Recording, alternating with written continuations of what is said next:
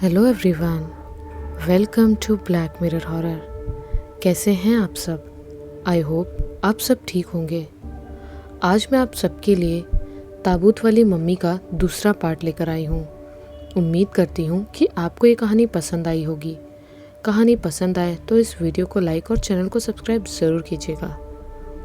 और अगर आपने इस कहानी का पिछला पार्ट नहीं सुना है तो पहले उसे सुन ले। वैसे अभी तक आपको कहानी पसंद आई होगी ऐसी मैं उम्मीद करती हूँ। तो चलिए अब ज़्यादा देर ना करते हुए हम बढ़ते हैं इस कहानी में आगे। अब तक आपने सुना कैसे गुफा के अंदर दीपक और तनु दोनों के सामने जादूगरनी हिबा जिंदा हो गई और उसने उस आदमी को मौत के घाट उतार दिया। दीपक और तनु दोनों के ऊपर खतरा छा चुका था। अब आगे दीपक और तनु दोनों गुफा से भागते हुए सीधा बाहर तक तो आ चुके थे, लेकिन अभी तक उनके ऊपर से खतरा बिल्कुल नहीं टला था। अचानक से तेज हवा चलने लगी। वहां जमीन पर पड़ी रेत हवा से उड़ने लगी। दीपक और तनु दोनों कुछ सोच और समझ पाते तभी उन दोनों के पैर खुद ब खुद रुक गए। दोनों के चेहरे पर घबराहट छा गई। दोनों ने देखा कि वहां पर हिबा हवा में उड़ते हुए उसके ऊपर घूमने लगी। तनु हैरानी के साथ बोली, ये तो सच में जिंदा हो गई। भागो, ये मुझे मारने के लिए आई है। दीपक ने भी हड़बड़ाहट के साथ कहा, हाँ, शायद उसने उस आदमी को भी मौत के घाट उतार दिया होगा। अब यहाँ रुकने का कोई फायदा नहीं, भागती रहो। इतना कहकर दोनों तेजी के साथ भागने लगे, पर तेज हवा में उड़ते रेत के साथ हिबा भी उनका पीछा करे जा रही थी। अब हिबा के कहे अनुसार उनकी जान खतरे में थी। दोनों तेजी से बिना रुके भागते रहे। दीपक ने कहा, हमें शहर की तरफ चलना चाहिए, तभी हम उससे बच पाएंगे। उन दोनों से शहर ज़्यादा दूर नहीं था, इसीलिए वो जैसे तैसे करके भागते हुए शहर के अंदर पहुंच ही चुके थे। सामने उनको एक पुराना सा घर दिखाई दे रहा था। देखने में ऐसा लग रहा था जैसे काफ़ी दिन से उसमें कोई रह न रहा हो। इस वक्त दीपक और तनु का होटल भी काफ़ी दूर पर था। बिना किसी गाड़ी के वो वहाँ तक पहुँच नहीं सकते थे। इस वक्त आई मुसीबत से बचने के लिए दोनों को ये घर थोड़ा सुरक्षित लगा। दोनों जल्दी से घर के गेट पर गए तो दरवाजे पर ताला लगा हुआ था। तभी तनु की नज़र खिड़की पर पड़ी। उसने खिड़की की ओर इशारा किया और दोनों उसी रास्ते से होकर सीधा घर के अंदर पहुँच गए। घर में काफ़ी ज़्यादा अंधेरा था, क्योंकि रात होने के कारण खिड़कियों से ज़्यादा रोशनी नहीं आ पा रही थी। दोनों में से कोई भी ठीक से कुछ देख नहीं पा रहा था। उतने में तनु ने तुरंत कहा, जल्दी से लाइट जलाओ, मुझे अभी भी डर लग रहा है। वो कहीं यहाँ तो नहीं आ जाएगी ना? अगर आ गई तो हम लोग गए काम से। दीपक तनु को शांत कराते हुए बोला, अरे शांत रहो तुम, शायद यहाँ नहीं आने वाली वो। दीपक ने इतना कहा ही था, तभी अचानक से तेज़ी के साथ ज़ोर ज़ोर से दरवाजे और खिड़की हिलने लगे। ऐसा लग रहा था जैसे सब एक साथ तेज़ी से हिलकर टूटने वाले हैं। खिड़की के बाहर तनु को हल्की हल्की परछाई दिखाई दे रही थी। जिस खिड़की पर उसकी नज़र पड़ती उसे हल्के साए में हिबा का रूप नज़र आता। तनु ने दीपक से डरते हुए कहा, तुम्हें अब तो लग रहा है हम दोनों में से कोई बच नहीं पाएगा। इतना तेज़ गेट हिलने के कारण तो यही लग रहा है कहीं टूट ना जाए। दीपक ने अपने माथे का पसीना पोंछते हुए कहा, डर तो मुझे भी लग रहा है, हम ऊपर चलकर छिप जाते हैं। तनु भी दीपक की बातों को मान चुकी थी। तभी तुरंत ही तेज़ी से हिलती हुई खिड़की दरवाजे खुद ब खुद थम से जाते हैं। वातावरण में एक खामोशी छा जाती है। दीपक और तनु दोनों मूर्ति की तरह खड़े थे। कुछ पल तक कोई एहसास ना पाकर उनको संतुष्टि हो गई कि अब वो जा चुकी है। वैसे अब रात भी काफ़ी ज़्यादा हो चुकी थी और इस वक्त उन्हें होटल में जाने के लिए कोई टैक्सी भी नहीं मिलने वाली थी, इसीलिए आज रात उन्हें उसी घर में गुजारनी थी। पर घर काफ़ी ज़्यादा ही गंदा था, चारों तरफ गंदगी ही फैली हुई थी। पर दीपक और तनु दोनों मिलकर थोड़ा कमरे को साफ करने लगे। उन्हें ऊपर वाले फ्लोर पर 2 कमरे मिले जो ज़्यादा गंदे नहीं थे। थोड़ा बहुत धूल साफ करके दोनों अपने कमरे में चले गए। आज वो काफ़ी ज़्यादा थक चुके थे। दोनों की आंखों में गहरी नींद भरी हुई थी। काफ़ी रात हो जाने के कारण जल्दी ही बिस्तर पर वो सो गए। किधर रात के करीब 1 बजे तनु के कमरे में पूरा अंधेरा छाया हुआ था। पास में ही एक कैंडल पड़ी थी जो आधी जलकर बुझ गई थी। तनु ने अपने ऊपर चादर डाल रखी थी। अचानक से उस शांत कमरे में हल्की हल्की ठंडी हवा चलने लगी और देखते ही देखते एक हल्की सी आहट कमरे में हुई, जैसे कोई अदृश्य शक्ति तनु के कमरे में मौजूद हो। साथ ही दीवार पर एक अजीब सी आकृति उभर चुकी थी, पर उसने धीरे धीरे हलचल हो रही थी, जैसे लग रहा हो कोई परछाई दीवार पर चल रही हो। वो चलते हुए तनु के करीब आने लगी।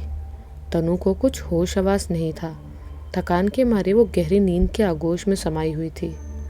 अब वो आकृति एकदम से खिड़की के बाहर पहुंचकर एक अजीब से आकार में उभर रही थी। एक अजीब सा भयानक मुंह खिड़की पर दिखाई दे रहा था। धीरे धीरे खिड़की पर एक आकृति पूरी तरह से अजीब सी दिख रही थी। वो बिल्कुल काली सी परछाई थी जो शीशे के अंदर अपना मुंह घुसाने की कोशिश कर रही थी। ऐसा लगा किसी ने खिड़की पर हल्का सा धक्का दिया हो। तनु तो गहरी नींद में सोई थी। अचानक से तेजी के साथ जोर से शीशे के टूटने की आवाज़ आई और तनु एकदम से उठकर बैठ गई। तनु ने घबराते हुए कहा, हे भगवान, हिबा हमें मारने के लिए अंदर आ गई। तनु का इतना कहना कि बाद में वो बिस्तर पर डरी हुई बैठी रही। तभी उसकी नज़र जैसे ज़मीन पर पड़ी, वहाँ पर कुछ नहीं था। पूरे ज़मीन पर केवल धूल मिट्टी ही थी।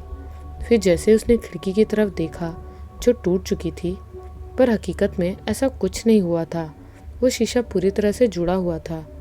ये देखकर तनु ने एक लंबी सांस भरी और खुद से कहा, शायद ये मेरा कोई सपना ही होगा जो मुझे खिड़की के पास किसी के होने का एहसास हो रहा था।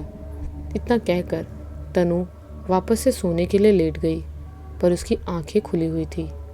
खिड़की के बाहर से हल्की चांद की रोशनी आ रही थी, जिससे तनु को कमरे के अंदर हल्का हल्का दिखाई दे रहा था। अचानक से उसकी आंखों के सामने एक कोने पर काले रंग की परछाई का भयानक सा मुंह दिखाई देने लगा।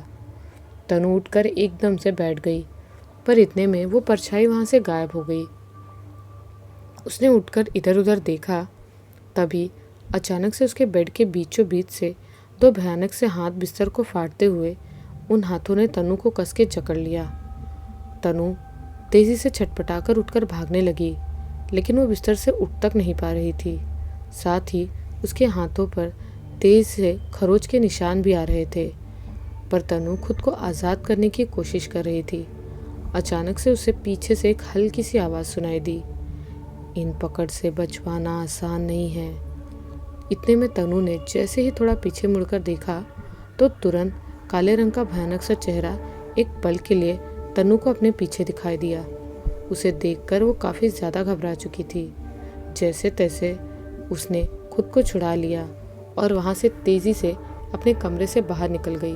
वो सीधा भागते हुए दीपक के कमरे के अंदर पहुँच गई, पर दीपक के कमरे में काफ़ी ज़्यादा शांति पसरी हुई थी। तनु डर के मारे अभी तक कांपे जा रही थी।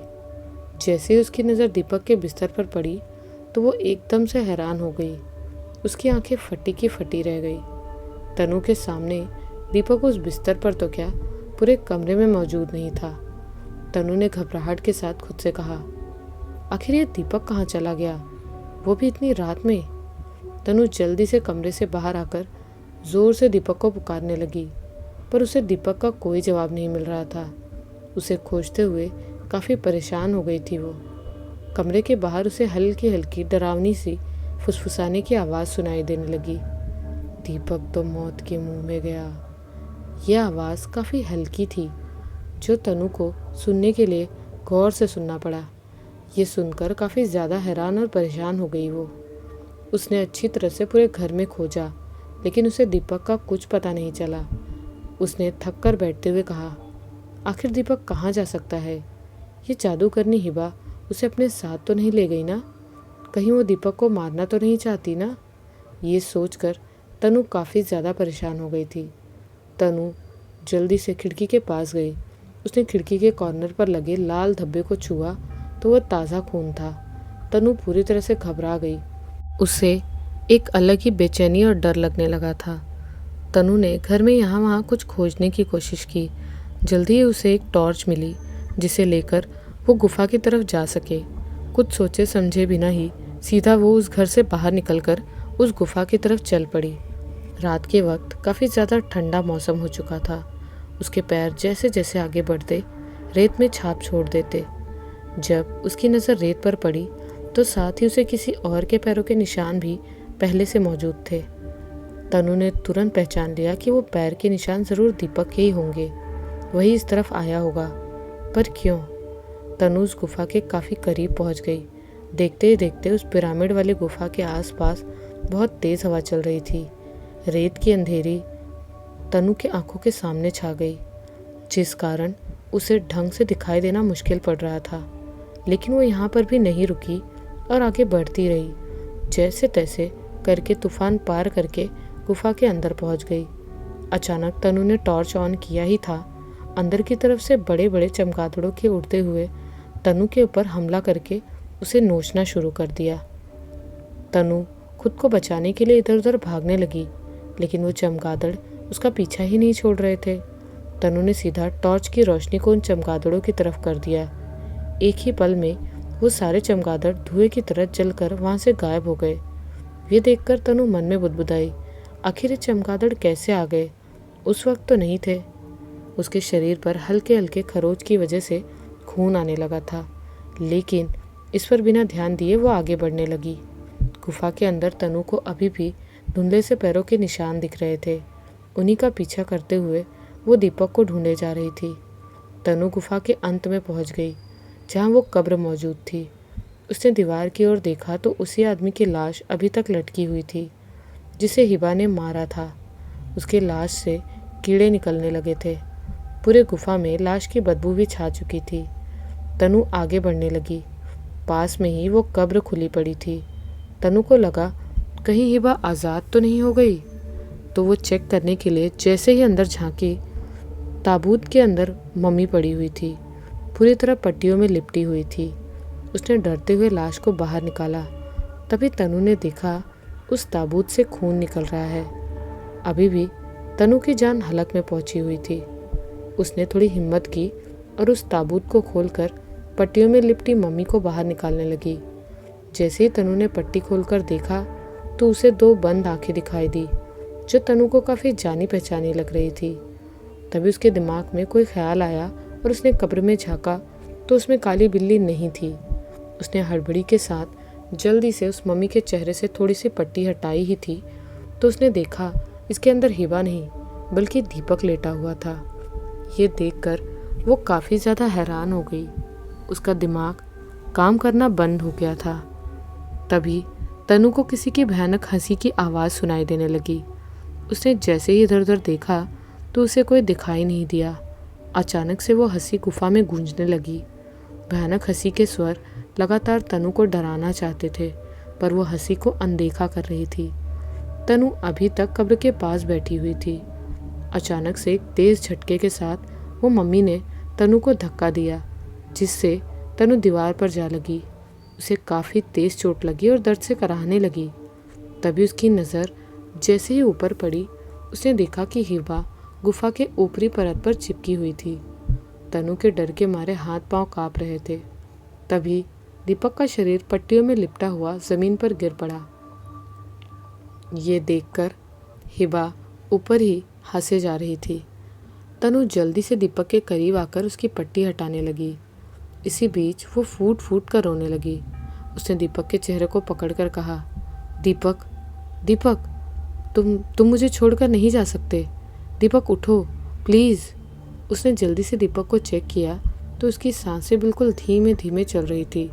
इस वक्त दीपक बेहोश था। तभी तनु को फिर से हिबा की भयानक आवाज़ सुनाई देती है, अभी तक तो ये मरा नहीं है, पर अब जल्दी ही मरने वाला है। अब इसकी मौत करीब आ चुकी है। तनु ने गुस्से के साथ चीखते हुए कहा, मैं तुम्हारी चाल कामयाब नहीं होने दूंगी, मैं तुम्हारा खात्मा करके रहूंगी। हिबा ने जवाब देते हुए कहा, लगता है तुम्हें हिबा का जादू दिखाना ही पड़ेगा। ये लो, देखो फिर। इतना कहकर हिबा ने जल्दी से नीचे उतरकर सीधा दीपक के शरीर में समा गई। देखते ही देखते झटके से दीपक की आंखें खुल गई। उसकी आंखें पीले रंग की हो गई थी। तनु ये देखकर घबरा गई और वो दीपक के पास आने ही वाली थी। अचानक से दीपक का शरीर बॉम्ब की तरह फट गया।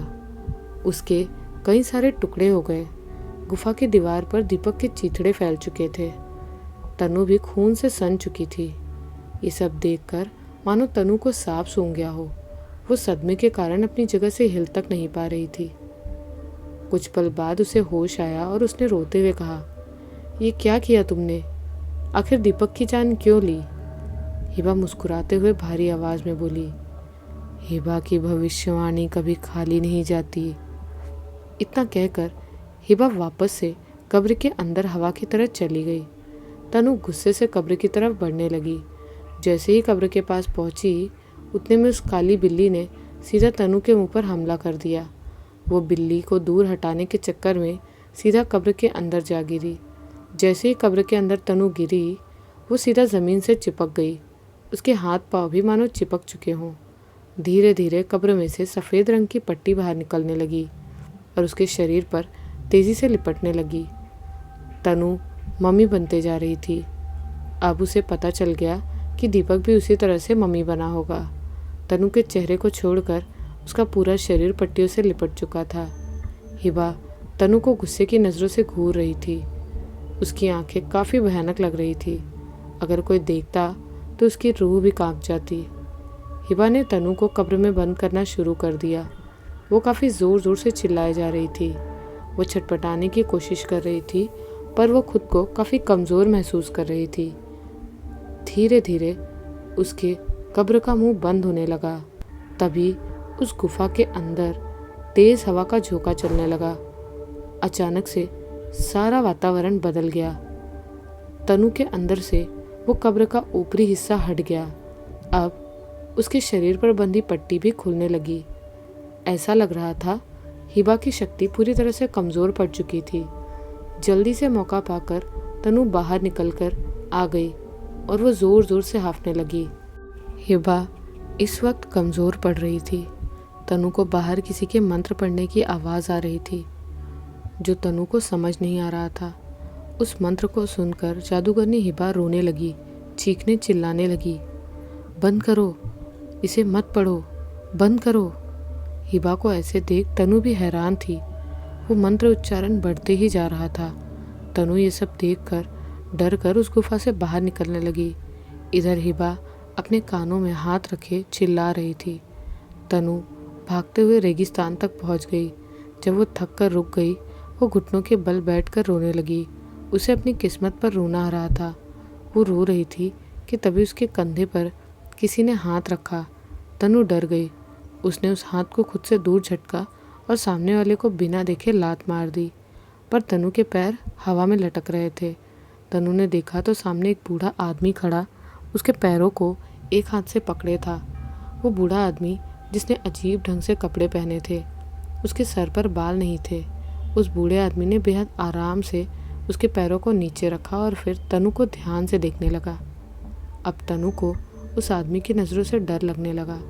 तब उस आदमी ने उसके हाथ बढ़ा उसके बाजू पर रखा। तनु डर से पीछे होने लगी। उस आदमी ने कहा, डरो मत, कुछ नहीं करूँगा मैं। ये कहकर उसकी चोट को देखने लगा। उस बूढ़े आदमी ने तनु को कंधे पे उठाया और एक पुराने टूटे फूटे पिरामिड में लेके गया। उस बूढ़े आदमी ने उसे ज़मीन पर सुलाकर वहाँ से वापस चला गया। तनु बेजान हालत में पड़ी थी। तभी वो बूढ़ा आदमी वापस तनु के पास आता है। उसके हाथों में एक गिलास था। वो तनु को पानी पिलाता है। तनु काफ़ी प्यासी थी, जिस कारण वो पी लेती है। तब वो बूढ़ा आदमी पूछता है, बेटी, ये तुम्हारे साथ किसने किया? तुम इतनी रात को इस खाली रेगिस्तान में क्यों भटक रही हो? तब तनु ने रोते हुए कहा, बाबा, मुझे बचा लीजिए। तब उस बूढ़े आदमी ने तनु को सर से सहलाते हुए कहा, शांत हो जाओ बेटा, शांत। किससे बचाऊं? कौन तुम्हारे पीछे पड़ा है? तनु ने खुद को शांत किया और बोली, बाबा, मेरा नाम तनु है। मैं भारत से अपने दोस्त दीपक के साथ यहाँ घूमने आई थी। एक आदमी हमें वहाँ ले गया था और एक गलती की वजह से वो हिबा जादूगरनी, जो कि एक मम्मी थी, वो आज़ाद हो गई और उसने मेरे दोस्त की जान ले ली। तनु की बात सुन वो बूढ़ा आदमी गुस्से में आ गया। तुम दोनों ने ये क्या किया? तुम्हारी वजह से अब कितना बड़ा अनर्थ होने वाला है, तुम्हें पता भी है? तनु ने हाथ जोड़ते हुए कहा, बाबा मुझे माफ़ कर दीजिए, लेकिन हमें कोई अंदाज़ा तक नहीं था ऐसा भी कुछ हो सकता है। उस आदमी ने अपनी आंखें बंद कर एक गहरी सांस ली और बोला, तुम दोनों ने जाने अनजाने में बहुत बड़ा अनर्थ कर दिया है। हिबा कोई छोटी मोटी जादूगरनी नहीं थी। उसे तुमने आज़ाद करके उसके बदले का आगाज़ किया है। तनु हैरान होते हुए बोली, क्या बदला? कैसा बदला? तब उस आदमी ने खड़े हो तनु की तरफ पीठ करके कहा, पुराने ज़माने की बात है, जब यहाँ राजा महाराजा का राज हुआ करता था। वो बूढ़ा आदमी बताते हुए इजिप्ट का एक फला फूला संपन्न देश था। दौलत शोहरत से सराबोर था। इजिप्ट के सम्राट थे तूतनखामेन। वहाँ 18वें राजवंश के 11वें राजा थे। उनके शासन में कभी किसी के साथ अन्याय नहीं हुआ, पर हिबा के आने के बाद, हिबा जो कि छोटे मोटे जादू करती थी और अक्सर लोगों को परेशान करती थी, एक बार हिबा का सामना सम्राट तूतनखामेन से हुआ। सम्राट तूतनखामेन को देखते ही हिबा को उससे प्रेम हो जाता है। धीरे धीरे हिबा सम्राट तूतनखामेन के प्यार में पागल हो जाती है। एक दिन हिबा पूरे सभा के सामने सम्राट से अपने प्रेम का इजहार करती है। तब सम्राट भरी सभा में उसके प्रेम के इजहार को इनकार कर देते हैं और भरी सभा में उसका मजाक बन जाता है। लोग उसे अपमानित करने लगते हैं। हिबा का दिल टूट जाता है और उसे यह अपमान बर्दाश्त नहीं होता। तब सम्राट को जान से मारने का वो प्रण लेती है। हिबा ने अपने काले जादू की मदद से तूतनखामेन के शरीर को एक ही दिन में राख बना दिया था। राजा की मौत के बाद लोगों ने हिबा के काले जादू को जड़ से खत्म कर दिया, पर उसके बाद पूरे मिस्र में हिबा ने तहलका मचाना शुरू कर दिया। पूरे मिस्रवासी परेशान हो गए। फिर उसे राजा के साथ उसी गुफा में दफना दिया। लेकिन उसके बाद जादूगरनी हिबा का आतंक कम हो गया। मरते वक्त हिबा ने कहा था, इस पूरे इजिप्ट को कब्रिस्तान बना दूंगी, चाहे वो कोई भी हो, मैं ज़िंदा नहीं छोड़ूंगी। मैं आऊँगी, मैं वापस आऊँगी। लोगों ने ऊंचे स्वर में कहा, हमारे पूर्वज अमर हैं, वो कोई ना कोई रास्ता निकाल लेंगे मिस्र की मदद के लिए। आज तक हिबा उस ताबूत में बंद थी, लेकिन तुम लोगों की बेवकूफ़ी की वजह से वो फिर आज़ाद हो गई। इतना कहकर वो बूढ़ा आदमी अपने ख्याल से बाहर आ गया। अब उसकी शक्तियाँ बढ़ गई हैं, अब उसको रोकना बहुत मुश्किल है। तब तनु ने रोते हुए कहा, बाबा कोई तो रास्ता होगा इस हिबा से छुटकारा पाने के लिए। उस बूढ़े आदमी ने कहा, एक रास्ता है, लेकिन वो रास्ता बहुत खतरनाक भी है, इसमें जान भी जा सकती है। तनु ने खुद को मजबूत करते हुए कहा, मैं करूँगी, अगर मैंने नहीं भी किया तो भी मेरी जान जाएगी। इससे अच्छा है कि मैं ये जोखिम लूँ। उसकी बात सुन बूढ़ा आदमी मुस्कुरा दिया। तनु ने कहा, बोलो बाबा, मुझे क्या करना होगा? उस बूढ़े आदमी ने कहा, तुम बहुत चंचल हो। तनु को थोड़ी शर्मिंदगी महसूस हुई, लेकिन उसने कुछ सोचते हुए कहा, बाबा, लेकिन आपने अपना नाम नहीं बताया। तब उस बूढ़े आदमी ने कहा, समय आने पर तुम्हें इसका जवाब खुद ब खुद मिल जाएगा। तनु कंफ्यूज हो गई, लेकिन उसने कुछ नहीं कहा। उस बूढ़े आदमी ने कुछ सामान लिया और कहा, चलो। तनु खुद के चोटों को छोड़ उस बूढ़े आदमी के साथ चली गई। कुछ वक्त बाद दोनों जादूगरनी हिबा के पिरामिड के सामने खड़े थे। उस बूढ़े आदमी ने अपने चेहरे पर मास्क लगा लिया था। उसने कहा, तनु, बुलाओ हिबा को। तब तनु हिबा को ज़ोर ज़ोर से बुलाने लगी, जादूगरनी हिबा, बाहर आओ, मैं आज तुम्हें ख़त्म करके रहूँगी, बाहर आओ। तब आसमान में बहुत सारे चमगादड़ तनु के सिर के ऊपर मंडराने लगे, जिन्हें देख तनु घबरा गई। तभी हिबा चमगादड़ों के ऊपर उड़ती नजर आई। वो भयानक तरह से हंसने लगी। उसकी आंखें लाल रंग में चमक रही थी। उसने कहा, आ गई तू, अब बच के नहीं जा पाएगी। तनु ने घूरते हुए कहा, कौन किससे बचता है ये तो समय बताएगा। कहकर तनु ने उस पर फिर हमला कर दिया। जादूगरनी हिबा ने भी उस पर हमला कर दिया। पता नहीं कैसे जादूगरनी हिबा की शक्तियाँ कम होती जा रही थी। तनु उस बूढ़े आदमी के द्वारा दिए डंडे से वार कर रही थी, जो कि एक अदृश्य रूपी तलवार थी। जब हिबा को एहसास हुआ तब उसने अपनी शक्तियाँ बढ़ाने के लिए चीखने चिल्लाने लगी और कुछ मंत्र पढ़ लिए, और तनु और वो बूढ़ा आदमी दूर जा गिरे।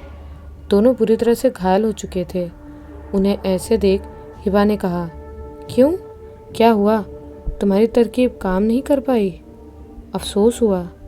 इतना कहकर हिबा जोर से अट्टहास करने लगी। तभी उस बूढ़े आदमी ने कहा, तनु, जो मैंने कहा वो करो, जाओ जल्दी, मैं इसे रोकने की कोशिश करता हूँ। तब तनु खून से लथपथ खड़ी हुई और भागते हुए पिरामिड के अंदर चली गई। वो बूढ़ा आदमी हिबा से भिड़ने लगा। वो आदमी भी उसके सामने टिक नहीं पा रहा था। हिबा उस आदमी को हराकर पिरामिड के अंदर चली गई, जहाँ तनु उसके ताबूत में तेल डाल रही थी और मंत्र पढ़ रही थी।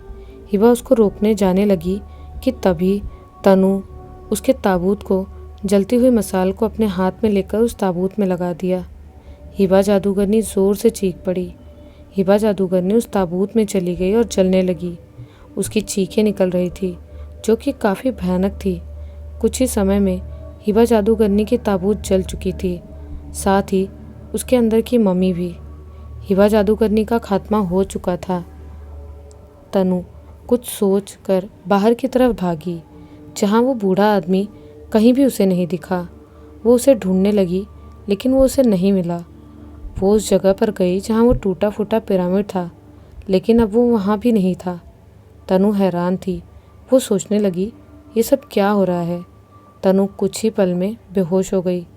अगली सुबह तनु की आंखें खुली तो वो हॉस्पिटल में एडमिट थी। तभी डॉक्टर आए और बोले, अब तुम कैसी हो? तनु ने उठकर बैठते हुए कहा, मैं ठीक हूँ, लेकिन मैं यहाँ कैसे आई? कौन लेकर आया मुझे? डॉक्टर ने कहा, तुम्हें एक आदमी लेकर आया। उसने बताया कि वो घूमने गया था पिरामिड, तभी उसने तुम्हें घायल देखा तो यहाँ ले आया। तनु के दिमाग में उसी आदमी का ख्याल चल रहा था। तनु ने तुरंत कहा, क्या अभी वो यहाँ मौजूद है? डॉक्टर ने जवाब देते हुए कहा, नहीं, वो यहाँ से काफ़ी वक्त पहले ही चले गए थे। ठीक होने के बाद तनु वहाँ से वापस भारत जाने को तैयार हो गई, लेकिन आज भी उसके मन में सवाल था कि वो बूढ़ा आदमी कौन था। वो अपने बैग एयरपोर्ट से लेके आगे निकली कि उसे कुछ दिखा। वहाँ एक मूर्ति थी, उसके नीचे लिखा था, सम्राट तूतनखामेन। तनु की आंखें बड़ी हो गई, क्योंकि वो मूर्ति उस बूढ़े आदमी की थी। तो ये कहानी यहीं पर ख़त्म होती है। आपको ये कहानी कैसी लगी हमें कमेंट्स में ज़रूर बताइएगा। मिलती हूँ एक नए वीडियो में कुछ ऐसी ही नई और डरावनी कहानियों के साथ। तब तक के लिए बाय एंड टेक केयर।